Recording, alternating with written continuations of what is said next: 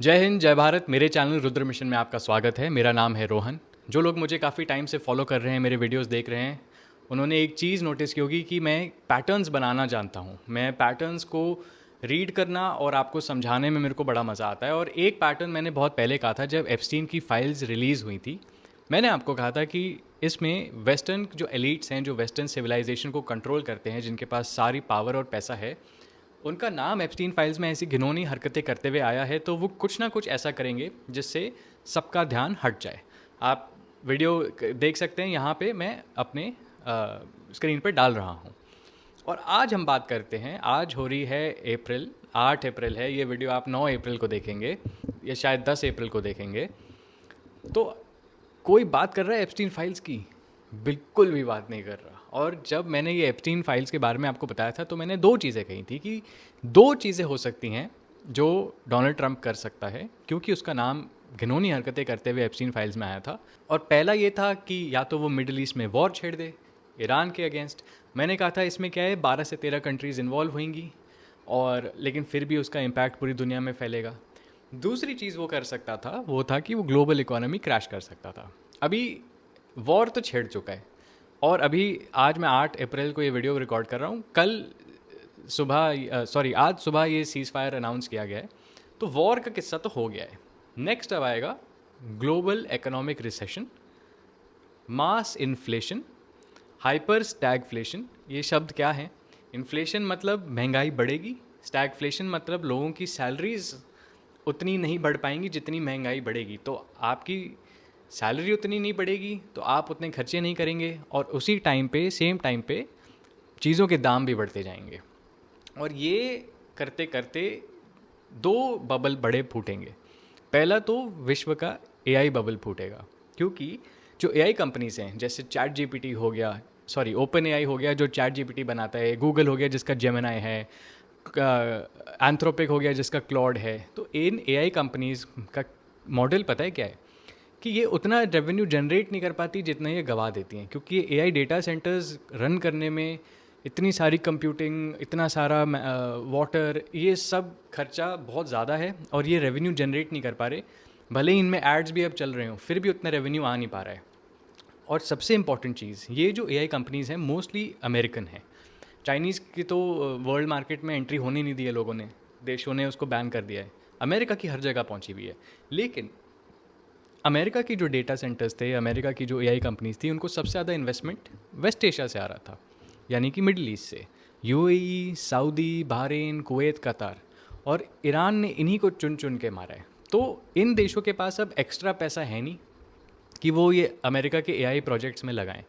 इनको अब अपनी इकोनॉमी वापस बनानी है, इनको अपनी जो बिल्डिंग्स डैमेज हुई हैं उन पे वापस करना है, इंफ्रास्ट्रक्चर पे फोकस करना है, और अपने जो ऑयल फैसिलिटीज़ इम्पैक्ट हुई थी उनको अब वापस खड़ा करना है। तो इनके पास एक्स्ट्रा पैसा अब है नहीं अमेरिका को देने के लिए, अपना एआई चलाने के लिए। तो एआई की जो कंपनीज़ हैं ना, जो इतनी इन्फ्लेट हो गई हैं क्योंकि इनमें इतना पैसा डाला है कि ये अपने ऑपरेशंस कंटिन्यू करते रहे। लेकिन ऑपरेशंस ये कब तक कंटिन्यू कर सकते हैं? इनके पास उतनी सोर्सेज नहीं है इनकम कमाने की।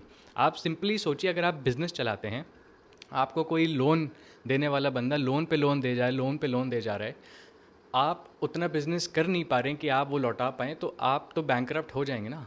आपका कर्जा आप पे इतना हो जाएगा कि आप डूब जाएंगे। यही होने वाला है इन एआई कंपनीज़ के साथ में भी, और एआई का जो बबल है वो फूटेगा। साथ साथ में जो आजकल अगर आप इंडिया में रह रहे हैं या अमेरिका में भी रह रहे हैं, तो बड़ी फटाक से लोन मिल जाता है, बड़ी फटाक से चीज़ें ईएमआई पे मिल जाती हैं। तो लोग ना क्रेडिट में बहुत, इसको बोलते हैं क्रेडिट, हमने क्रेडिट ले लिया है, तो क्रेडिट में बहुत जी रहे हैं। लोगों ने क्या किया है, भारत में क्या किया है, यंग बच्चों ने ना 20-21 साल के, जिनकी 15,000 की सैलरी होती है, उन्होंने भी आईफोन ले लिया ईएमआई पे, कि 12 महीने तक की ईएमआई ले ली है, हम पे करते रहेंगे। तो अपनी जिसके पास जितनी हिम्मत थी ना पैसे खर्चने की, उससे ज़्यादा लेके उन्होंने चीज़ें उठाई हैं। तो ईएमआई का क्रैश आएगा, क्योंकि ये एआई का क्रैश आएगा। तो एआई का जब बबल फूटेगा, कब फूटेगा ये नहीं कह सकते, लेकिन फूटेगा ज़रूर। उसके बाद ये प्राइवेट क्रेडिट का क्रैश आएगा, और काफ़ी जॉब्स जाएंगी, काफ़ी ऑलरेडी जा रही हैं। आप ओरेकल को देख लीजिए, अमेरिका की जो कंपनी है, उन्होंने एक दिन में ही 30,000 लोगों को फायर कर दिया। तो अमेरिका की जो ये टेक कंपनीज़ है ना, अब ये एआई अडॉप्ट कर रही हैं। तो जो लो एंड वर्कर्स थे, आईटी वर्कर्स जो मोस्टली इंडिया चाइना से आते थे, उन सबको फायर कर दिया जाएगा क्योंकि उनका काम यही कर देगा। उनको फायर कर दिया जाएगा, उनकी जॉब चली जाएंगी। यही वही बंदे थे जो टेक करके, बी टेक करके, एम टेक करके कहीं किसी कंपनी में काम कर रहे थे और फिर लोन लेके उन्होंने इंडिया में प्रॉपर्टी खरीद रखी थी। अब उनकी जॉब चली जाएगी तो लोन का पैसा नहीं दे पाएंगे, तो उनका वो क्रेडिट जो उनका है वो बबल फूट जाएगा। तो एक मैसिव लेवल पे जो ट्रम्प की सरकार है उसने एक प्लान बनाया है कि अब जब वॉर ख़त्म होगी तो वापस एप्स्टीन फाइल्स की बात चालू हो जाएगी। तो वो चाहते हैं कि वर्ल्ड इकोनॉमी क्रैश हो जाए। और ये क्यों चाहते हैं? अब देखिए, अमेरिकन आर बड़े लेवल के प्लेयर्स हैं, तो कुछ बड़ा ही सोच रखा होगा उन्होंने अपने देश के लिए। वो अपने लोगों को कर लेंगे मैनेज। दिक्कत है कि हम अपने लोगों को कैसे करेंगे मैनेज, क्योंकि हम लोग बड़े भावुक हो जाते हैं। तो अब चलिए मैं आता हूँ वापस इस पीस, ईरान की जो पीस हुई है उसके ऊपर। इतनी हाहाकार मची है कि हो पाकिस्तान लाइमलाइट ले गया। सो पाकिस्तान जैसे देश ने ये पीस कर ली। मैं तो बहुत खुश हूँ कि पाकिस्तान ने ये किया है। मैं आपको कुछ रीजंस बताता हूँ, और इसमें ना जिंगोइज़म में नहीं जाएंगे, ठीक है, छाती पीटने में नहीं जाएंगे, लॉजिकली सोचेंगे कि अच्छा है कि पाकिस्तान ने किया। मैं आपको बताता हूँ क्यों। पहली बात, पाकिस्तान का बॉर्डर ईरान से लगा हुआ है, तो उनके डायरेक्ट संबंध हैं। हमारे डायरेक्ट संबंध नहीं है। हमारा वहाँ से तेल आता है, वहाँ मिडल ईस्ट में हमारे लोग रहते हैं, लेकिन बॉर्डर टच नहीं होता। जब बॉर्डर टच नहीं होता तो अगर आप ये लॉजिक बोल सकते हैं कि पाकिस्तान ने यहाँ ईरान में सीज़ फायर कराई, तो जब थाईलैंड कंबोडिया में लड़ाई चल रही थी तब हमको कराना चाहिए था ना सीज़ फायर। लेकिन जब देश के बॉर्डर ही नहीं टच हो रहे तो कोई सेंस बनता है क्या? आप एक पड़ोसी छोड़ के दूसरे पड़ोसी की आप दिक्कत देखेंगे या अपने सीधे पड़ोसी की दिक्कत देखेंगे? तो पाकिस्तान का पड़ोसी ईरान, और पाकिस्तान और ईरान में बड़ी तनाव है, बड़ी दिक्कतें हैं, इसलिए पाकिस्तान के लिए बहुत इंपॉर्टेंट था। क्यों? पाकिस्तान में 35 मिलियन शियाज़ हैं। वो सारे के सारे जो सुन्नी आर्मी है पाकिस्तान की, उसके अगेंस्ट हो रखे हैं, क्योंकि वो बोल रहे हैं कि आप ईरान की सपोर्ट ना करके आप तो यहूदियों की सपोर्ट कर रहे हो, जूस की, इसराइल की। तो पाकिस्तान के अंदर बहुत टर्मोइल है, बहुत एंगर है, बहुत अग्रेशन है, स्पेशली शियाज़ में। और आपने देखा भी होगा पाकिस्तान में जितनी भी यूएस की एम्बेसीज और काउंसलेट्स थे, सब पे शियाज़ ने अटैक किया था। तो पाकिस्तान को इंटरनल क्राइसिस मैनेज भी करना है और एक्सटर्नल भी मैनेज करना है, क्योंकि ईरान से अभी तक मिसाइल्स और ड्रोन्स पाकिस्तान की तरफ नहीं आई, लेकिन इवेंचुअली आ जाती, क्योंकि अमेरिका उस तरफ बढ़ रहा था कि वो पाकिस्तान को भी इंक्लूड कर लेता। तो पाकिस्तान के लिए एक्चुअली अपने देश को बचाने के लिए इट वाज दैट लेवल पे। तो कोई भी देश होगा उस लेवल तक पहुंच जाएगा तो वो अपने हित के लिए एक्शंस लेगा ना। तो इसमें हम इतना चिढ़ क्यों रहे हैं? हमने अपने हित के लिए एक्शंस लिए। हमने क्या इंश्योर किया कि हमारी एलपीजी सप्लाई ना रुके, हमारी ऑयल ना रुके। भले ही एक शिप आई, लेकिन आई ज़रूर ना। और तीसरा था कि हमारे लोग ना मारे जाएं। ठीक है, हमारे कुछ इंडियंस की डेथ हुई, लेकिन वॉर है, मिसाइल और ड्रोन देख के तो नहीं आते। फिर भी हमने काफ़ी हद तक रिड्यूस किया। 1 करोड़ से ऊपर हैं इंडियंस पूरे रीजन में, और कुछ मात्र 15 इंडियंस की डेथ हुई है। हमारी शिप्स सेफ़ रहीं, हमारी शिप्स आती जाती रहीं। तो डिप्लोमेटिकली हम लोगों ने बहुत अच्छे से मैनेज किया है इसको, ठीक है। और ये इंडियंस को अच्छा इसलिए नहीं लग रहा है क्योंकि इसमें हमारी थोड़ी प्राइम मिनिस्टर की गलती है। क्योंकि जब नरेंद्र मोदी इतनी जगह भाषण देते थे तो वो बहुत विश्वगुरु, हम विश्वगुरु बनेंगे, तो उन्होंने ना कभी डिफाइन नहीं किया कि क्या है ये विश्वगुरु, क्या करना चाहते हैं आप विश्वगुरु बन के, और हमको विश्वगुरु बनने के लिए क्या करना पड़ेगा। तो लोगों को लगा कि हम विश्वगुरु हैं, मतलब हम हर मुद्दा उठाएंगे, हम हर चीज़ उठाएंगे। ऐसे नहीं चलता है। प्रधानमंत्री ने बोल दिया, इसका ये मतलब नहीं कि हमारी जो देश है उसकी जो फॉरेन पॉलिसी है, उसकी जो फॉरेन मशीनरी है, वो ऐसे विश्वगुरु सिंड्रोम में चलेगी। वो प्रधानमंत्री को रैली में वोट्स लाने थे, उन्होंने उसके लिए किया। इंडियंस ने उसको एकदम दिल पे ले लिया कि हम तो भाई विश्वगुरु हैं। हम नहीं हैं विश्वगुरु, हम दूर दूर तक नहीं हैं। हमें एक्सेप्ट कर लेना चाहिए, हमें शांति से अपना हेड डाउन करके काम करते रहना चाहिए, जो हमने इस लड़ाई में किया। हमने इंश्योर किया कि पहली बात तो ये लड़ाई और ना फैले, दूसरी बात शिप्स जो इंडियन है एटलीस्ट वो आ जाएँ, हमारे लिए तो सेफ़ है ना, हमारे लिए सिक्योर है। पाकिस्तान ने खुद बोला कि उनकी शिप्स वहाँ से निकलेंगी, और उनकी शिप्स नहीं निकल पाई, जबकि उन्होंने अपने लोगों को, अपनी आवाम को, अपनी कौम को बता दिया था पाकिस्तान की आर्मी ने कि हमारी शिप्स आ रही हैं। तो पाकिस्तान के लिए करना बहुत ज़रूरी था, और उन्होंने अचीव कर लिया। अब इससे बड़ा खतरा उनके लिए कुछ नहीं है, क्योंकि इस पीस को ना मैं 4 शब्द देना चाहूँगा: cold peace and fragile truce. शांति है लेकिन कोल्ड है, ठीक है, एकदम ऐसे जैसे आप मान लो कि ठंडी हवाएं चलती है ना, वैसा टाइप का कोल्ड है। और फ्रैजाइल ट्रूस मतलब, वैसे तो ये पीस 2 वीक्स का सीज फायर एग्रीमेंट साइन कर दिया और आज ही सब लड़ रहे हैं, एक दूसरे पे मार रहे हैं। यूएई पे अटैक्स कर दिए ईरान ने, कतर पे अटैक्स कर दिए हैं, यूएई ने ईरान पे अटैक्स कर दिए हैं। तो नाम की पीस है, लेकिन ठीक है, आप बोल सकते हैं कि पाकिस्तान ने किया है, और मैं बोलूँगा भी कि पाकिस्तान ने किया है, क्योंकि पाकिस्तान को पता ही नहीं है वो कितने छोटे प्लेयर हैं इस गेम में। पहली बात तो उन्हें लग रहा है कि ट्रंप और नेतन्याहू जैसे 2 बंदे पाकिस्तान की बात मानेंगे। ये पाकिस्तान की सबसे बड़ी बेवकूफ़ी है। ट्रंप किसी की नहीं सुनता, ट्रंप को अपने लिए नोबेल पीस प्राइज़ चाहिए। यहाँ तो लोग बात कर रहे हैं कि आसिम मुनीर को पीस प्राइज़ दे दो।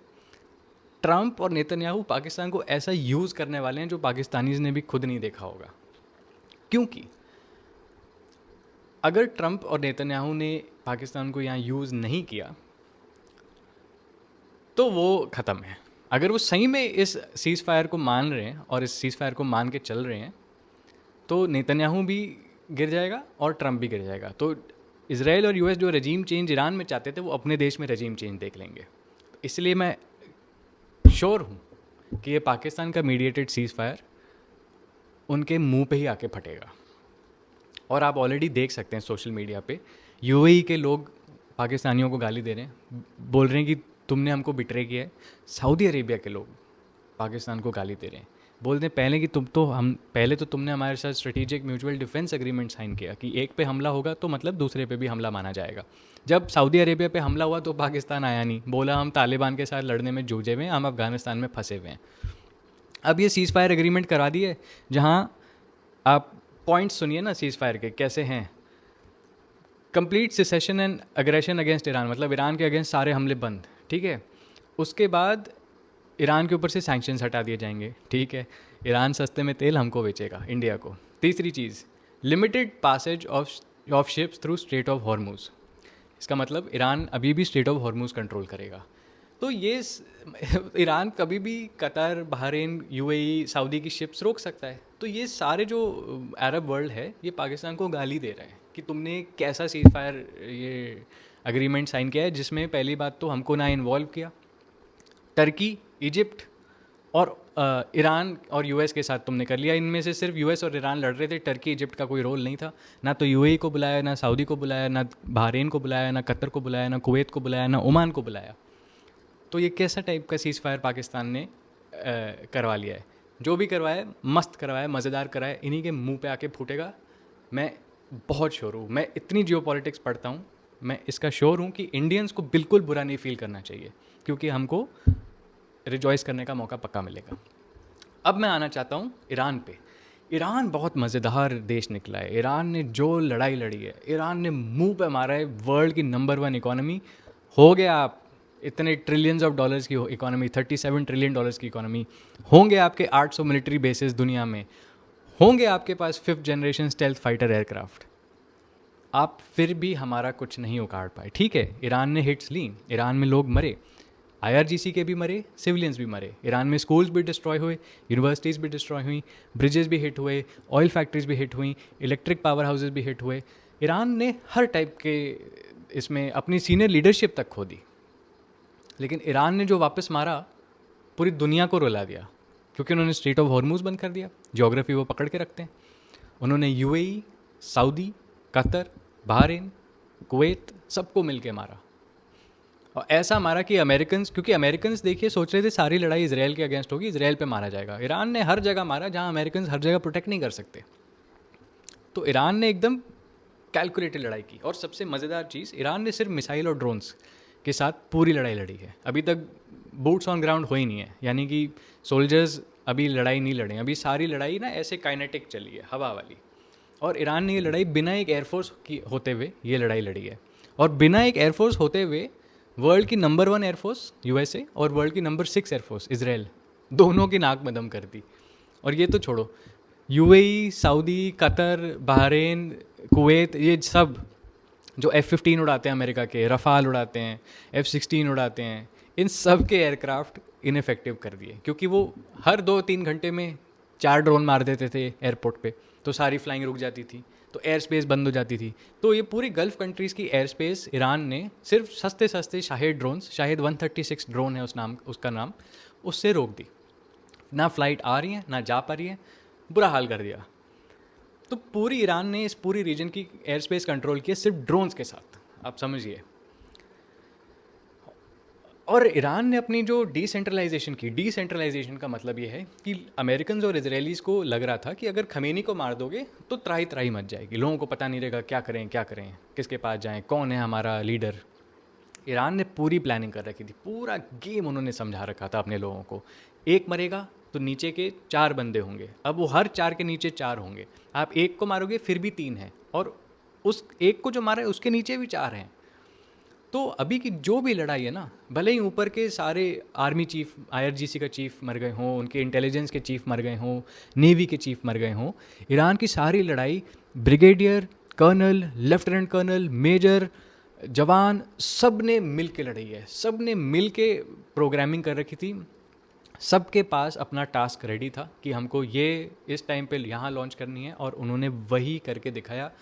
IRGC एक बहुत ही ट्रेंड ऑर्गेनाइजेशन निकली है इस पूरे लड़ाई में से, और वो अब और ताकतवर बनेंगे।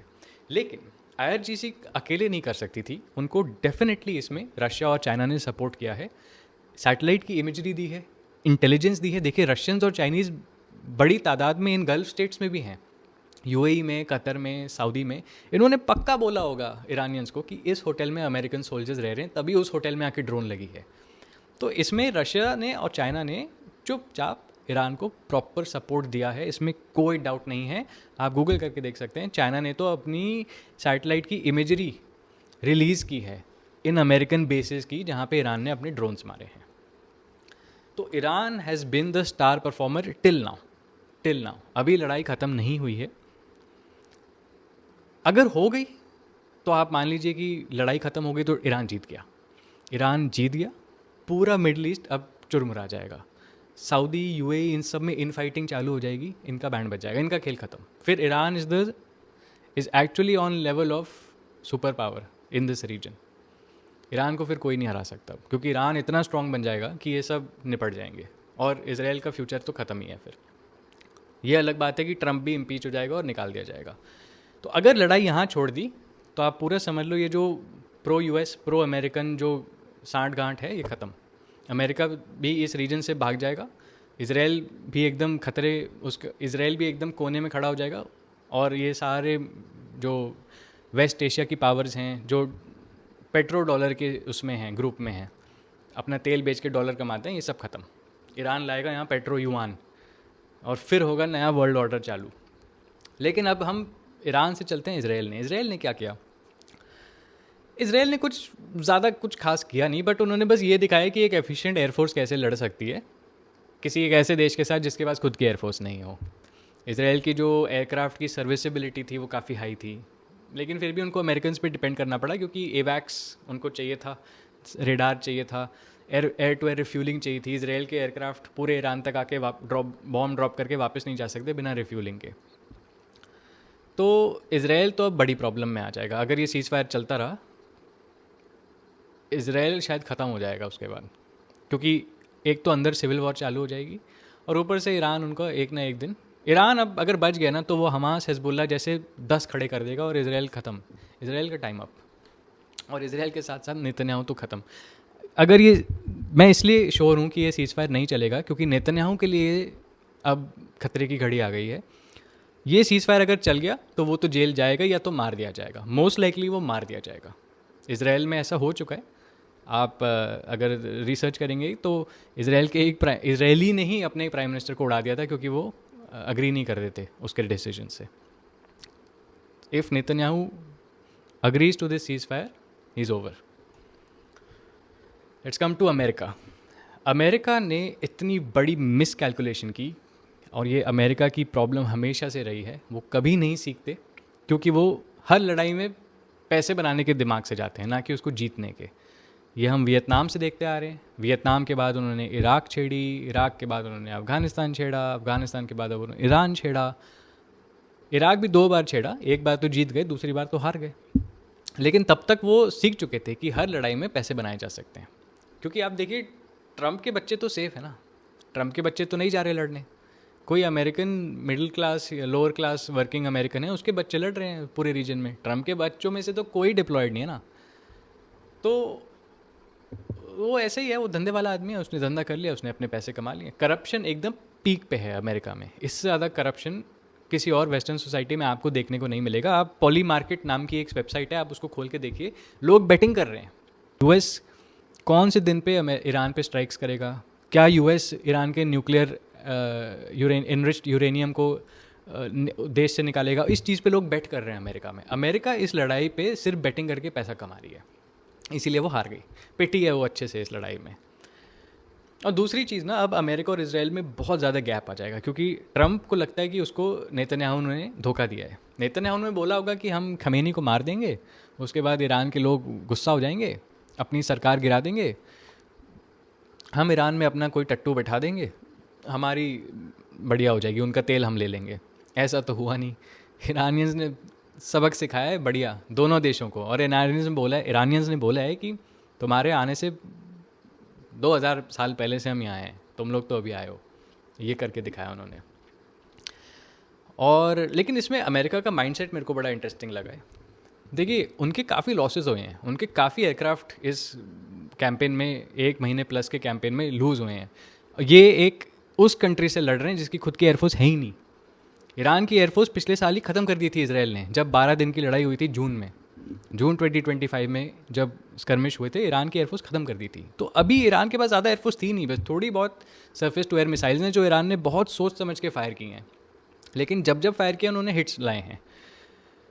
30+ एयरक्राफ्ट तो अमेरिका के ऐसे ही गिर गए, किसी ने नहीं रोना मचाया कि कितने जेट गिरे। हमारे यहाँ ऑपरेशन सिंधु स्टार्ट नहीं हुआ और लोग रोने लग गए, कितने जेट गिरे, कितने जेट गिरे। यार, आप बड़ा गेम देखो ना।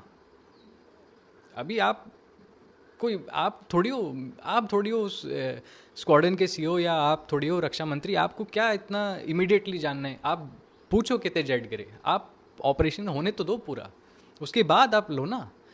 इंडिया में क्या थी, रेस लगी थी कि 7 में हुआ, 8 में हुआ, कितने जेट गिर गए, कितने जेट गिर गए। अरे यार, ऑपरेशन चल रहा है, सारे जेट्स अभी डिप्लॉयड हैं, किसी को आइडिया नहीं है, कोई कहीं है, कोई कहीं है स्क्वाड्रन। पूरा आप गेम जब होने दो, उसके बाद आप अपनी इंक्वायरीज बैठाओ। ये हमको अमेरिका से बिल्कुल सीखना चाहिए, क्योंकि वॉर्स हमारे देश पे अब आ ही जाएंगी और हमारे लॉसेस होंगे। वॉर में सबके लॉसेस होते हैं, कोई नहीं जीतता, वॉर तो होएगी। लेकिन तो हमको ये थोड़ा अमेरिकन से सीख लेना चाहिए, बात बात पे रोना नहीं चाहिए कि कितने जेट गिरे। और इसलिए अब मैं आना चाहता हूँ फाइनल सेगमेंट पे कि इंडिया के लिए इसमें से सबसे बड़ा लेसन क्या था। सबसे बड़ा लेसन ये था कि देखिए, हमें एक रॉकेट एंड ड्रोन कमांड बनानी पड़ेगी जो ट्राई सर्विसेज कमांड होगी। जैसे हमारी स्ट्रेटेजिक फोर्सेस कमांड है, वो हमारे न्यूक्लियर वेपन्स देखती हैं। स्ट्रेटेजिक फोर्सेस में आर्मी, एयरफोर्स, नेवी आ जाते हैं। एक हमें रॉकेट एंड ड्रोन कमांड बनानी चाहिए आर्मी, एयरफोर्स, नेवी के साथ। इसमें नेवल ड्रोन्स भी होंगे, एयर टू एयर ड्रोन्स भी होंगे, रॉकेट्स भी होंगे, मिसाइल्स भी होंगी। तो ये आई थिंक हमारे लिए बहुत नेसेसरी है। और इसका कमांड ट्राई सर्विसेज देखेंगे, रोटेशन पे आप करिए, और एक स्पेशलाइज्ड, वो एक प्रॉपर एक इसका स्पेशलाइज्ड सेंटर होना चाहिए। जैसे आर्मी में होता है ना, Garhwal regiment centre, Assam rifle centre, artillery centre, ऐसे ही ना एक ड्रोन एंड रॉकेट कमांड का सेंटर होना चाहिए। ट्राई सर्विसेज अपने सबसे टेकी वाले बंदों को वहाँ भेजें, वहाँ ट्रेन करवाएं, और उसमें ही उनसे इनोवेशन भी करवाएं, उसमें ही उनसे थोड़ी मैन्युफैक्चरिंग भी करवाएं, थोड़ी जो डिफरेंट टाइप्स ऑफ टेक्नोलॉजी होती है ड्रोन्स की, मिसाइल्स की, वो सब करवाएं। मतलब एक प्रॉपर इकोसिस्टम खड़ा करें हम, जिसको रॉकेट एंड ड्रोन कमांड बोलें। तो ये इंडिपेंडेंट चलेगा। मैं ये नहीं कह रहा हूँ कि जो अभी हमारे पास ड्रोन्स और रॉकेट्स का जो सिस्टम है कि आर्मी आर्टिलरी में रॉकेट्स हैं, ड्रोन्स हैं, एयरफोर्स में भी ड्रोन्स हैं, ये हटा दी जाएं। नहीं, इनको भी रखिए, लेकिन एक स्पेशल कमांड बनाइए जो सिर्फ रॉकेट और ड्रोन वॉरफेयर ही करे, और वो नेवल ड्रोन्स भी वॉरफेयर में यूज़ करे, और एयर ड्रोन्स भी यूज़ करे, और मिसाइल्स भी यूज़ करे, रॉकेट्स भी यूज़ करे। एक स्पेशल ये चाहिए, उसमें ट्राई सर्विस का कोऑर्डिनेशन रहेगा, बहुत इफेक्टिव रहेगी लड़ाई में, बहुत इफेक्टिव रहेगी। इस पर हमें एक्चुअली में, जब रशिया ने वॉर स्टार्ट की थी और हमने ड्रोन्स इम्प्लीमेंट होते हुए देखे थे, हमें तब से इस पर काम चालू कर देना चाहिए था। तो मिलिट्रीली हमको ये तो सीखना चाहिए। सेकंड चीज़ हमको, मैं बार बार बोलता हूँ कि देखिए, अमेरिका और इजराइल ना, इतने सारे, इन्होंने कम से कम 10,000 सॉर्टीज फ्लाई की हैं एक 40 दिनों में। ये तभी आप कर सकते हो जब ऊपर से लेकर नीचे तक सब कुछ आपका हो। हम लोग अभी भी अपना जेट इंजन नहीं बना पा रहे हैं। तो मेरी तो रिक्वेस्ट रहेगी रक्षा मंत्री, प्रधानमंत्री और हमारे सारे साइंटिस्ट से कि प्लीज़, हमारे साइंटिस्ट मतलब पब्लिक सेक्टर में भी और प्राइवेट सेक्टर में भी, कि प्लीज़ आप जेट इंजन को सीरियसली लीजिए, प्लीज़ एक जेट इंजन डिलीवर कीजिए। क्योंकि अगर हमारे पास जेट इंजन नहीं होगा तो हमारे पास आगे की जो जेट्स होंगे वो नहीं होंगे। और हमें अपने दम पे लड़ाई लड़नी है तो हमें अपना फाइटर जेट बनाना ज़रूरी है, ताकि हम उसको बड़े नंबर्स में बना सकें। जेट इंजन हमारा होगा, उसके पार्ट्स हमारे होंगे, तो सर्विसिंग ईजी हो जाएगी, मेंटेनेंस ईजी हो जाएगी, आपको किसी और देश पे रिलाई नहीं करना पड़ेगा। ये I think need of the hour, ये सबसे प्राइम है। लेकिन इससे पहले मैं फिर भी कहना चाहूँगा कि इससे प्राइम का भी एक प्राइम होता है, और वो है कि हमें रॉकेट एंड ड्रोन कमांड तो बनाना चाहिए। ईरान ने जब करके दिखाया है कि कैसे इफ़ेक्टिवली यूज़ किया जा सकता है, तो हमें ये लेसन तो सबसे पहले लेना चाहिए। उसके बाद आप अपना जेट इंजन बनाइए और फ्लाई कीजिए। और थर्ड चीज़ जिसके लिए हमको गवर्नमेंट को थैंक करना चाहिए, जो लोगों ने ज़्यादा किया नहीं है, हमने हमारा फ्यूल, भले ही हमने अमेरिकन से डांट खाई है कि अमेरिकन ने बोला यहाँ से लेना बंद करो, हमने बंद किया तो हमने दूसरी जगह से लिया, दूसरी जगह बोला बंद करो तो तीसरी जगह से लिया। ऐसे करते करते अमेरिकन से ये ताने सुनते सुनते हमने रियलाइज़ किया कि यार ये इन अ वे अच्छा भी है। हमने अपना फ्यूल काफ़ी डाइवर्सिफाई कर दिया है। अब सिर्फ अभी जब से स्ट्रेट ऑफ हॉर्मुज़ ब्लॉक हो गया था तो तेल का हमारे को कोई दिक्कत नहीं थी। तेल आ रहा था, पेट्रोल डीजल आ रहा था, एलपीजी की दिक्कत थी, वो भी एक दो शिप निकल रही थी तो फिर भी हम मैनेज कर पा रहे थे। लेकिन तेल हमारा रशिया से भी आ रहा था, तेल हमारा अंगोला अफ्रीका से भी आ रहा था, हम नॉर्वे से भी तेल ले रहे थे, सऊदी अरेबिया से भी ले रहे थे, वो इस साइड रेड सी की तरफ से। तो तेल हमने डाइवर्सिफाई किया ना, तो हमारे देश में पेट्रोल और डीजल को लेकर प्रॉब्लम नहीं आई। वेरेज हमारे आप नेबर्स पाकिस्तान में देखिए तो वहाँ तेल और डीजल 400 रुपये पर लीटर तक पहुँच गया था। इसीलिए पाकिस्तान को मीडिएट करना बहुत इंपॉर्टेंट था, क्योंकि उनकी कंट्री कोलैप्स हो जाती अगर वो ये वॉर मीडिएट नहीं करते। तो पहली बात तो पाकिस्तान की जो रेलवेज़ हैं 100% डीजल पे चलती हैं, इलेक्ट्रिक नहीं है। डीजल नहीं आ रहा था उनके देश में, उनकी ट्रेनें नहीं चल रही थी। हमारी जो है 99% इलेक्ट्रिफिकेशन हो चुकी है, हम बिना तेल के बिना डीजल के अपनी ट्रेन चला सकते हैं। तो पाकिस्तान में ट्रेन्स की दिक्कत, ट्रक्स की दिक्कत, पब्लिक ट्रांसपोर्ट की दिक्कत, क्योंकि पेट्रोल और डीजल इतना महंगा हो गया इस लड़ाई की वजह से। ऊपर से फर्टिलाइज़र और यूरिया नहीं आ रहा, और अभी सावन से पहले खेती का टाइम है इंडिया पाकिस्तान में कोई फर्टिलाइज़र और यूरिया की रिजर्व्स नहीं है, हमारे पास हैं। तो इन सब चीज़ों में हमारी कंट्री ने बेटर मैनेज किया है। बेस्ट नहीं बोल सकते, बेस्ट मैनेज जापानीज़ ने किया है। इतना दूर रह के भी उनके पास 200 समथिंग दिनों का तेल, यूरिया, फर्टिलाइज़र था। लेकिन हमने और हमारी जो मोदी सरकार है उन्होंने काफ़ी हद तक अच्छे से मैनेज की हैं चीज़ें, आम आदमी को उतनी दिक्कत नहीं हुई। वेराज आप पाकिस्तान का एग्जांपल लेंगे तो बहुत दिक्कत हुई है। वहाँ लोग लाइनों में लगे रहे हैं अपनी स्कूटी, अपनी बाइक और कार तेल में भरवाने के लिए, और उसमें भी रोए हैं क्योंकि 400 रुपये पर लीटर तेल हो गया था पाकिस्तान में। तो हम लोग ने अच्छी तरह इसको मैनेज किया। हमें एक्चुअली हमारी जो फॉरेन मिनिस्ट्री है उसके लिए we should be thankful. Thankful क्या उनका काम है, बट हमें ऐसे नहीं देखना चाहिए कि they have failed, they have actually manage the situation very well. और मेरे को तो लगता है कि ये लड़ाई फिर चालू होएगी, और आई होप हम उसके लिए पार्ट 2 के लिए भी प्रिपेयर कर रहे हैं। मैं काफ़ी सर्टन हूँ हम प्रिपेयर कर रहे हैं। और आज के वीडियो में मैं इतना ही आपसे बात करना चाहूँगा। अगर आपको मेरा वीडियो अच्छा लगा तो प्लीज़ लाइक कीजिए, कमेंट कीजिए, शेयर कीजिए, और प्लीज़ मुझे बताइए कि आपको किस टॉपिक के बारे में जानना है, किसके बारे में मैं ऐसे खुल के आराम से सिंपली आपके साथ बात करूँ। आशा करता हूँ आपको मेरे वीडियोज़ अच्छे लग रहे हैं। जय हिंद, जय भारत।